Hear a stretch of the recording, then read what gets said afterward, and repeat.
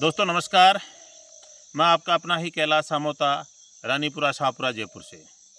दोस्तों आज का अपना विमर्श का विषय है कि किस प्रकार हमारी प्रकृति हम मानव जाति से रुष्ट हो रही है और जिस अक्टूबर माह में प्रकृति लगभग शांत हो जाती है, वर्षा की सीज़न रुक जाती है और इस अक्टूबर माह में भी किस प्रकार जम्मू कश्मीर, हिमाचल, उत्तराखंड, बिहार और उसके सन्निकट नेपाल में भारी बारिश हो रही है। भारी बारिश ही नहीं, भारी तबाही भी हो रही है। राजस्थान जैसे सूखे प्रदेश में, मरु प्रदेश में भी इस अक्टूबर माह में कि आज जो 9 अक्टूबर हो गई है, इसमें भारी बारिश और ओलावृष्टि देखने को मिल रही है। जिस अक्टूबर के जो प्रथम सप्ताह में किसान अपनी रबी की फसल की बुआई आरंभ कर देते हैं और धरती माता की सौंधी खुशबू हमें एक तरह से सूंघने को मिलती है। प्रकृति खिलखिला रही होती है, शांत माहौल होता है, दीपोत्सव का आरंभ हो जाता है। लेकिन इस अक्टूबर माह में भी किसान बदहाल है, भारी बारिश ओलावृष्टि का दौर जारी है। आखिर ऐसा कैसे हो रहा है कि ये प्रकृति जो है इसका इस प्रकार का रौद्र रूप क्यों दिखाई दे रहा है? इसके पीछे कारण में जाएं तो कहीं ना कहीं मानव स्वयं और ये जो समाज है या जो राज्य है, देश है और जो अन्य विश्व स्तर के जो पूरे संपूर्ण विश्व जगत है, वो उसकी जो मानव की जो प्रवृत्ति है या मानव के जो कृत्य हैं, प्रकृति के साथ जो खिलवाड़ है, वो कहीं ना कहीं जिम्मेदार है। कैसे कि आज जो मानव है विकास की एक तरह से अंधाधुंध दौड़ में लगा हुआ है, अंधी दौड़ में लगा हुआ है और ये विकास है वो इसलिए कर रहा है कि उसको विलासिता भरा जीवन जीना है। विकास और विलासिता भरा जीवन ये दोनों साथ नहीं चलते हैं। ये सब साथ चलाने का प्रयास करते हैं तो प्रकृति जो रुष्ट हो जाती है। आज अगर पूरे वैश्विक दृष्टि से देखें तो संपूर्ण ग्लोबल अगर अपन माइंड विस्तार करें, ग्लोबल विचारधारा की चर्चा करें कि आज संपूर्ण विश्व ग्लोबल वार्मिंग की घटना से परेशान है। ग्लोबल वार्मिंग यानी एक तरह से वैश्विक उष्णता की, धरती माता का जो तापमान है वो लगभग 1 से 2 डिग्री सेल्सियस स्थायी रूप से बढ़ गया है। ग्लोबल वार्मिंग की घटना के चलते हमारे जो ग्लेशियर, जो हिमखंड हमेशा हिमाच्छादित रहते थे, बर्फ से ढके रहते थे, वो तेजी से पिघल रहे हैं, ढह रहे हैं। पिघल कर वो नदियों का रूप ले रहे हैं। नदियां जो समुद्र में जाके समाहित हो रही है और समुद्र को की जो जल धारण की क्षमता थी वो अधिक हो रही है और वहाँ जलाभराव या एक तरह से आसपास के जो द्वीप और टापू हो डूबने के कगार पर हैं। दोस्तों ये जो ग्लेशियर के पिघलने से, ग्लोबल वार्मिंग से जो नदियाँ उफान पर हैं, जैसे नेपाल में अत्यधिक बारिश हो रही है। नेपाल में अत्यधिक बारिश से बिहार दुखी है क्योंकि कोसी नदी इतनी तेजी से बह रही है कि वो कह रही है कि पता नहीं कितने गांवों, कितने जिंदगियों को लेने का एक तरह से लेने को आतुर है। तो हमें ये समझना होगा कि किस प्रकार मानव ने जो दानव रूप धारण किया है, कैसे अपनी भोग विलासिता का जीवन के लिए वो विकास भी कर रहा है तो विनाश को साथ लेके चल रहा है। इसलिए हमें क्या करना चाहिए कि इस प्रकार कि बेमौसम बारिश होना, अतिवृष्टि होना, ओलावृष्टि होना, भौम जल स्तर का नीचे जाना, सूखा का सामना करना, अंधड़ आना और भूस्खलन जैसी घटनाएं होना, इस प्रकार जो इस बार जो देखा गया है कि उत्तराखंड में जितनी भूस्खलन की, जमींदोह की स्थिति हुई है, कभी पहले कभी देखी नहीं गई। और फिर भी देश विदेश कह रहे हैं कि हमने विकास किया है। कहीं ना कहीं विकास की आड़ में प्रकृति का विनाश हो रहा है। प्रकृति अपना संतुलन स्वयं बनाने का प्रयास कर रही है कि जो प्रकृति से लड़ा हमेशा धराशायी हुआ है। इसलिए हमें एक मानव होने के नाते कि वर्तमान में मानव का गोल्डन पीरियड चल रहा है कि जैसे जुरासिक काल में डायनासोर का स्वर्णिम काल गोल्डन पीरियड था, ऐसे वर्तमान काल में ह्यूमन सैपियन जो मानव है उसका स्वर्णिम काल चल रहा है, गोल्डन पीरियड चल रहा है। लेकिन मानव ने अपने ब्रेन का उपयोग, सदुपयोग इस रूप में किया कि वो विलासिता की वस्तु इकट्ठी कर रहा है। आज का संपूर्ण मानव यंत्रवत हो चुका है, उसकी शारीरिक श्रम घट चुकी है, उसने पूरी खेती को जहरीला बना दिया है।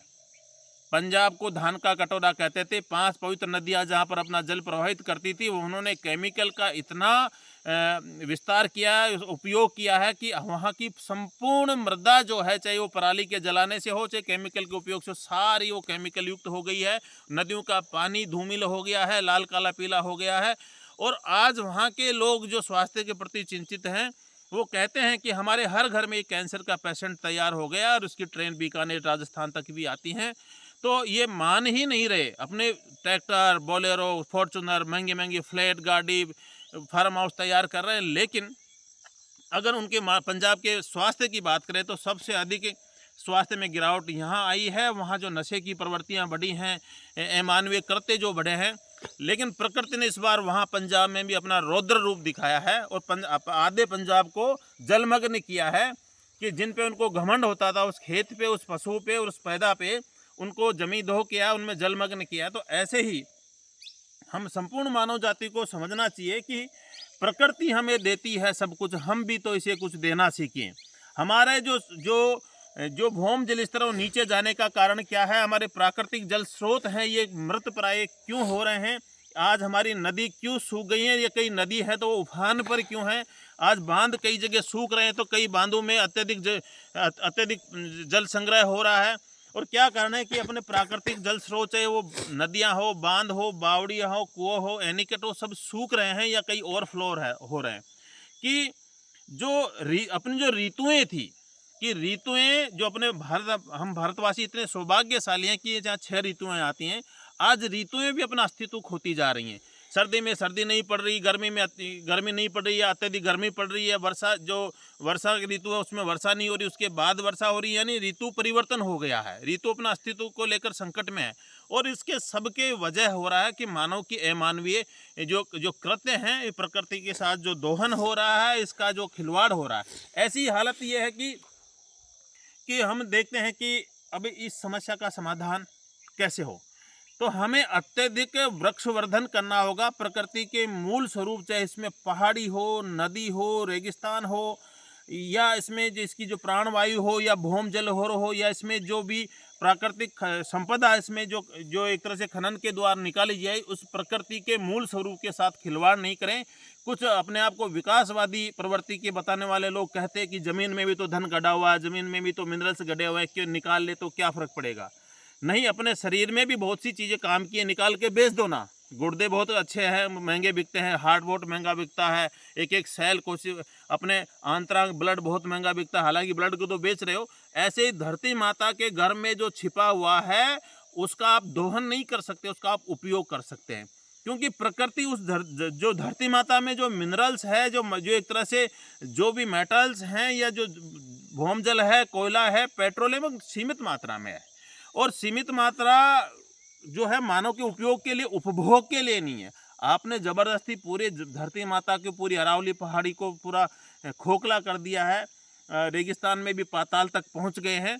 और ये विकास नहीं है, आपकी ये विलासिता के चक्कर में आप इसको विकास नहीं है, ये एक तरह से विनाश के कगार पर पूरी पृथ्वी को ला खड़ा किया है।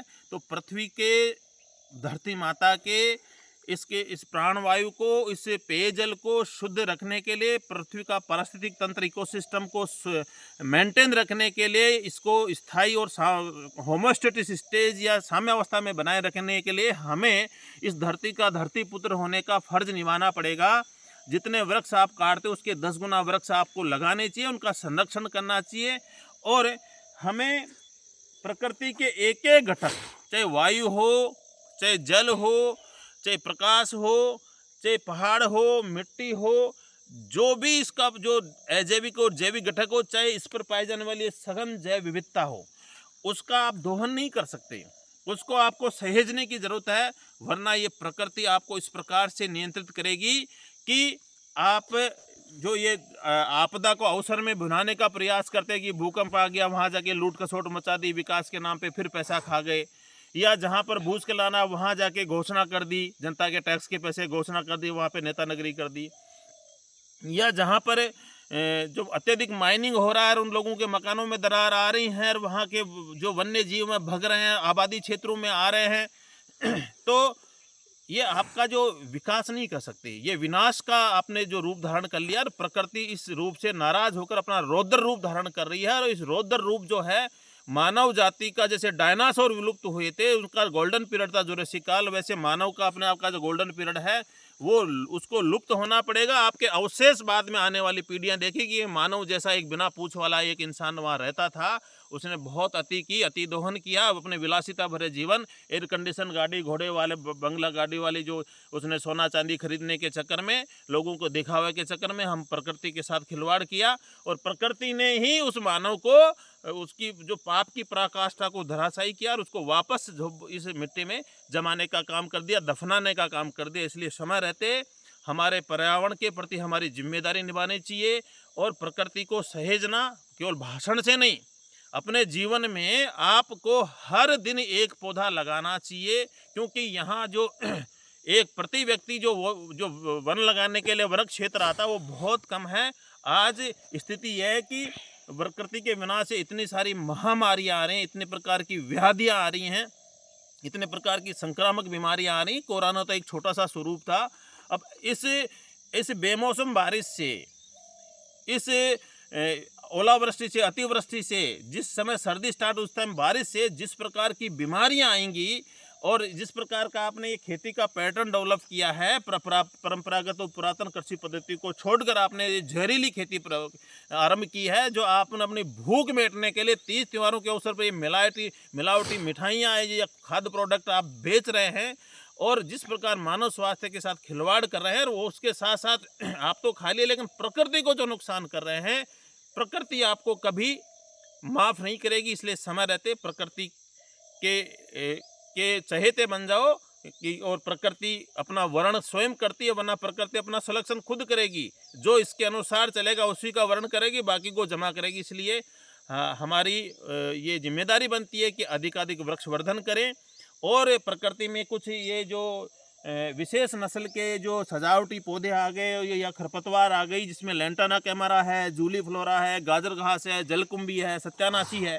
ये हमारे प्राकृतिक जल स्रोतों को इतना नुकसान पहुंचा रही है। जैसे समाज में कुछ विकास के नाम पर कुछ ये कुर्ताधारी लोग आ गए, राजनीतिक लोग आ गए और अपने समाज को खा रहे हैं, यानी जो अच्छे लोग हैं उनको नुकसान पहुंचा रहे। ऐसे प्रकृति में भी कुछ इस जैव विविधता को नुकसान पहुंचाने के लिए विशेष विलायती किस्म की विदेशों से आई हुई आयातित ऐसे पादप नस्लें आ गई हैं, किस्में आ गई हैं, जो यहाँ की स्थानीय वनस्पति को, इस परम वैभव वाली एक तरह से भूमि को, एक तरह से कि जहाँ लोगों को, पूरे विश्व को संदेश देने वाली भारत भूमि को, यहाँ की जैव विविधता को नुकसान पहुँचा रहे हैं। ऐसी वनस्पति और ऐसे आक्रांताओं से अपने को एक तरह से सावधान रहना और हमारी प्रकृति का संरक्षण और इसका वर्णन करना है। राम राम, जय हिंद, जय भारत।